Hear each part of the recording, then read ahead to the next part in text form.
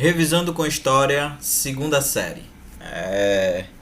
Qual foi a estratégia que eu escolhi para a gente revisar os nossos conteúdos, né? Eu vou apresentar para vocês alguns tópicos e a partir desses tópicos a gente vai tentar pensar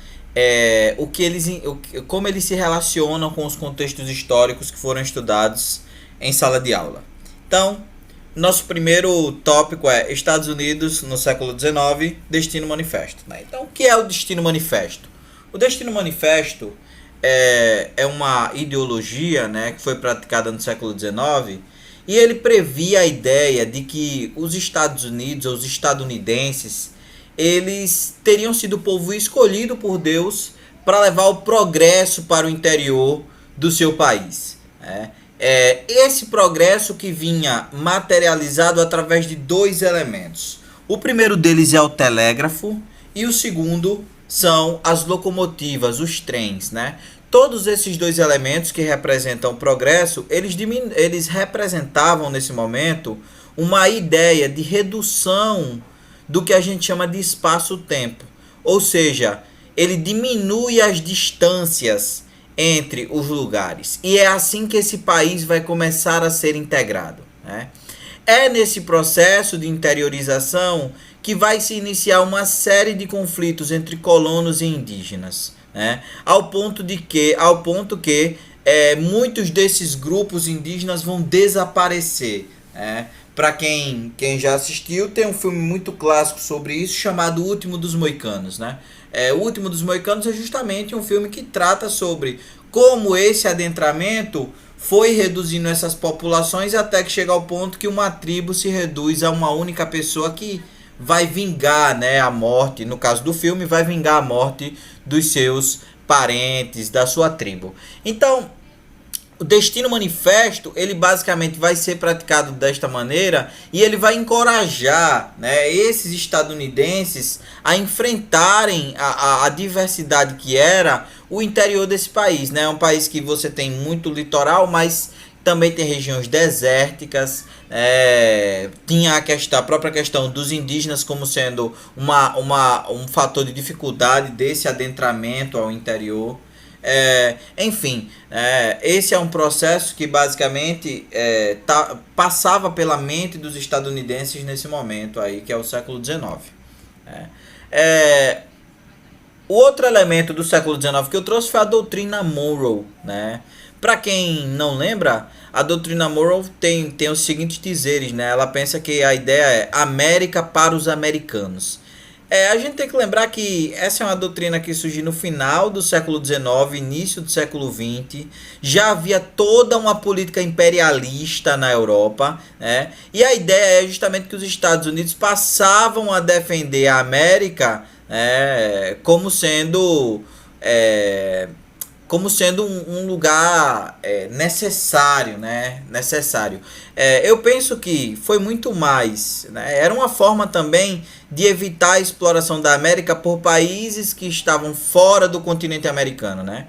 Ao mesmo tempo, isso rendeu aos Estados Unidos uma reserva, né? Uma reserva de territórios que ele poderia explorar através de seu próprio imperialismo, né, que é o que vai acontecer. A América do Sul, por exemplo, vai ser explorada drasticamente, né, de forma que, por exemplo, muitas empresas americanas se instalavam na América do Sul, fazendo as populações trabalharem por salários miseráveis, né, aumentando a lucratividade dos homens que viviam nos Estados Unidos. Então, a doutrina Monroe, na verdade, é uma desculpa para a exploração da América pelos Estados Unidos, que é o que vai, de fato, acontecer. Vamos para o próximo ponto. Proclamação da República. Eu quero saber sobre a Guerra do Paraguai. Quando a gente fala sobre a Guerra do Paraguai, a primeira coisa que a gente tem que entender é que foi um conflito massacrante, tanto para o Brasil quanto para o Paraguai, né? O Paraguai perdeu basicamente 80% da sua população masculina, aproximadamente, principalmente porque adotou-se no Paraguai uma ideia, né, a partir do Solano Lopes, de que qualquer homem que pudesse cavalgar ou carregar uma arma devia se juntar à guerra. Então isso basicamente fez com que a população masculina se envolvesse no conflito. A outra coisa é que a Guerra do Paraguai ela deu uma outra perspectiva aos soldados brasileiros. Eles puderam perceber como havia uma diferença social dentro do próprio exército, né, de maneira que os negros eram sempre tratados de uma forma inferiorizada, e isso fez com que o exército ele percebesse essa diferença entre os soldados, né? Então começou-se a se perceber a questão do negro dentro das corporações militares. Ao mesmo tempo, o exército passou a se posicionar em relação ao conflito do Paraguai. Principalmente por quê? Porque foi um conflito que envolveu muita violência. Na sua reta final, o exército brasileiro chegou a combater com adolescentes e crianças. E aquela cena foi uma cena que impactou o exército. E aí, quando o exército retorna ao Brasil, ele vai começar a aparecer como uma força política, né? Na medida em que apareceu como um crítico à Guerra do Paraguai, né? O próprio Deodoro da Fonseca, que se tornou proclamador da República e que assumiu a presidência no primeiro mandato presidencial do Brasil, ele escreve uma carta ao imperador, ao Dom Pedro II, explicando como aquela situação era difícil para eles, né, que estavam no fronte de batalha, né, principalmente pelas atrocidades que eles estavam se vendo obrigados a fazer, por causa que o imperador Dom Pedro II se recusava a encerrar o conflito, né. O Dom Pedro basicamente diz que só vai acabar o conflito quando o Solano Lopes morrer, que era o imperador que era o presidente do Paraguai.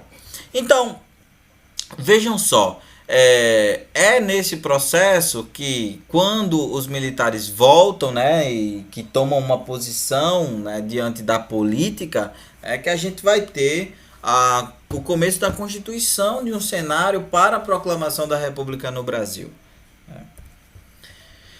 Proclamação da República e positivismo é o nosso próximo ponto, né? O positivismo vai ser uma corrente filosófica que vai surgir nas escolas de formação militares. Eles vão defender que a ciência deveria reger, né, a sociedade, né, o pensamento positivo, né? O pensamento positivo é justamente esse pensamento racional, né? E não caberia, por exemplo, né, se a gente for pensar na questão da Guerra do Paraguai, foi muito mais a paixão de Dom Pedro II por tentar exterminar o inimigo do que necessariamente a racionalidade falando. Então, o positivismo foi uma corrente filosófica muito difundida, ela ajudou de certa maneira a questionar o poder do imperador, ela estava presente na escola de formação dos militares e foi esse pensamento que basicamente passou a embasar a forma como o exército se percebia, a forma como se passou a desejar uma república, né? Uma república baseada nos valores da racionalidade, nos valores positivos, né?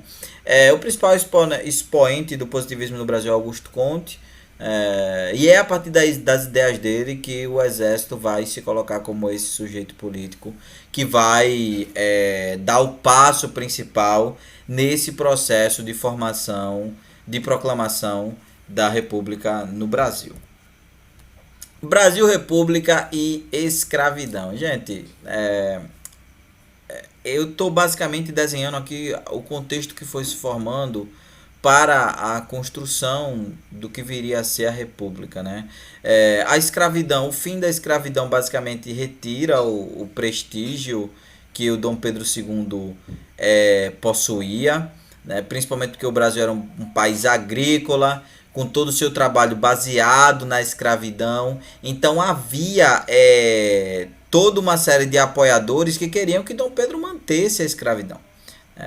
Como ele já vinha de um processo que era um processo de ir acabando a escravidão paulatinamente, a gente tem que lembrar que a escravidão não veio de uma vez só. Primeiro você teve a lei do ventre livre, depois a lei do sexagenário, depois veio a questão de fato da libertação, né? A tendência dessa narrativa é sempre pautar a ideia da libertação dos escravos como se fosse assim um presente que a princesa Isabel deu para os escravos, né? Mas não é assim, né? Essa narrativa, na verdade, ela distorce uma série de coisas. Os próprios escravos, eles lutaram para conquistar sua independência, né? Uma série de questões que estavam envolvidas, principalmente na luta, que era uma luta que ia desde da própria violência contra os senhores e feitores, ao mesmo tempo que você também tinha processos que eram de suicídio, de aborto, para evitar esse processo, a continuidade desse processo que era a escravidão. Então, a escravidão é resultado, na verdade, de uma série de pressões. Você tem as pressões internas, né, que são os próprios escravos lutando pela libertação, o surgimento de grupos que defendiam a libertação dos escravos, né, de grupos de homens brancos que defendiam a libertação dos escravos, né, os chamados abolicionistas. E, ao mesmo tempo, você tinha as pressões internacionais. A Inglaterra continuava pressionando o Brasil a encerrar a escravidão. Já tinha encerrado o tráfico no Atlântico, principalmente através do Bill Aberdeen, mas o Brasil ainda tinha um fluxo intenso de escravos em seu interior, né? Começou a ter um comércio interno de escravos no Brasil. Então, a libertação acontece, não se pensa um lugar para um homem negro no Brasil. Esse homem negro basicamente vai ser marginalizado porque ele não vai conseguir emprego, né? O Brasil basicamente opta pela exportação de mão de obra, né? Vai convocar na Europa, vai dar uma série de benefícios para os europeus que desejarem se instalar no Brasil, né? Nessa leva justamente que você vai ter a vinda dos italianos para o Brasil, né? Os imigrantes italianos basicamente é quem vai ficar no lugar dos escravos. Os homens, os senhores, os proprietários de escravos basicamente se recusam a pagar salários aos homens negros, né? Então, esse homem negro basicamente vai ser expulso do único lugar que ele sobrevivia, né? E aí ele vai ter que tentar a vida fora, né? Fora das fazendas, né? Dos cafezais, que era o café, inclusive, que era o principal produto produzido aí nesse momento. Então, não se pensou um lugar para o homem negro no Brasil. Tanto é que até hoje a gente vive processos de desigualdade e de discriminação que ainda são baseados principalmente nessa dimensão que é a dimensão da etnia. Vamos para a próxima, Brasil República, República da Espada. Então basicamente aí a gente pensar o que é a República da Espada, né? A República da Espada foi esse primeiro momento pós-proclamação da República e ela está principalmente envolvida com a tentativa de manter, na verdade de garantir que a República ela se estenda a todo o território nacional, principalmente porque você tem alguns estados que não concordam com o processo de proclamação da República. Eles preferiam continuar associados ao imperador, no caso Dom Pedro II. Então, a República da Espada ela é conhecida principalmente por ser um momento muito autoritário, né? Ela inclusive vai distorcer aquilo que os grupos republicanistas esperavam para a República no Brasil, né? Tanto é que os jornais eles vão veicular uma série de imagens, por exemplo, de como a República no começo é uma mulher esbelta, bonita nos termos da época, né? E aí uma outra caricatura representa uma república feia, acabada, destruída, né? Justamente porque não atende às expectativas das pessoas. Esperava-se mais participação popular, né? Você tem a proclamação da República, mas, por exemplo, você não tem o voto feminino, né? O que basicamente constituiu-se aqui é que só podia votar quem se alistasse no exército. Como as mulheres não participavam desse processo, as mulheres ficam de fora, por exemplo, desse processo eleitoral. Então, a República da Espada é justamente esse momento de consolidação da República através da força, né? O Brasil passa por um momento de recessão muito alto nesse momento também. Um processo histórico conhecido como encilhamento, né, em que você autoriza os bancos privados a imprimirem papel moeda para investir, para garantir empréstimos a uma indústria que estava nascendo, quando na verdade o que você tem é uma série de pessoas que se aproveitam dessa facilitação dos empréstimos justamente para forjando empresas fantasmas, né? E aí você cria essa coisa que é a coisa da bolsa de valores. Então você tinha vários investimentos entrando numa indústria que na verdade não existia. E isso tem a ver principalmente com o quê? Com o fato do Estado ele não coordenar esse processo. Né? No Brasil, quando se proclamou a República e quando se pensou num Brasil industrializado, num Brasil desenvolvido, o que se fez foi, na verdade, deixar isso na mão da iniciativa privada, sem necessariamente construir uma estratégia de como isso seria feito. Isso só vai acontecer de fato, nessa industrialização, só de fato depois de 1930, com a chegada de Vargas ao poder, né? Encerrando inclusive a República, essa República Velha que a gente está discutindo aqui. E por último, o imperialismo. Né? Na verdade, era a gente pensar o que é o imperialismo. Né? O imperialismo é esse movimento que surge no fim do século XIX, início do século XX, né? Em que os países industrializados, né, vão buscar países que ainda não fizeram sua industrialização justamente para conseguir mão de obra barata e matéria-prima em abundância. É nitidamente um processo de exploração, né, que vai utilizar-se de algumas desculpas. Né? A primeira dela é uma ideia de que haveria esses países que tinham indústria, eles estavam levando a civilização, né, para esses outros povos que na verdade não tinham civilização porque não tinham acesso a essas tecnologias. Então, basicamente, eles passam a justificar o processo de exploração do outro através dessa ideia de que eles estavam, de certa forma, ajudando eles a construir a civilização. Né? Essa ideia, basicamente, vai se ligar ao que nós chamamos de darwinismo social.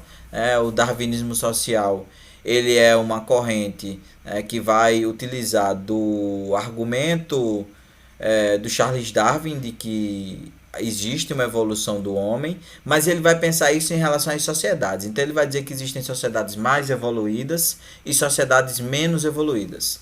Essas sociedades mais evoluídas teriam o direito aí de utilizar-se da mão de obra das menos evoluídas. Então basicamente a ciência vai ser utilizada para isso. Vai se medir o tamanho dos crânios das pessoas para dizer que o homem branco possui um cérebro mais desenvolvido. Vai tentar se utilizar das digitais para localizar, para dizer se aquela digital pertence a um homem branco, né, a um homem europeu, né, que vem de um país industrializado, ou se pertence a um africano, a um indiano, por exemplo. Né. Esses experimentos, na verdade, só servem para justificar o que nós poderíamos chamar aqui de racismo, de preconceito mesmo.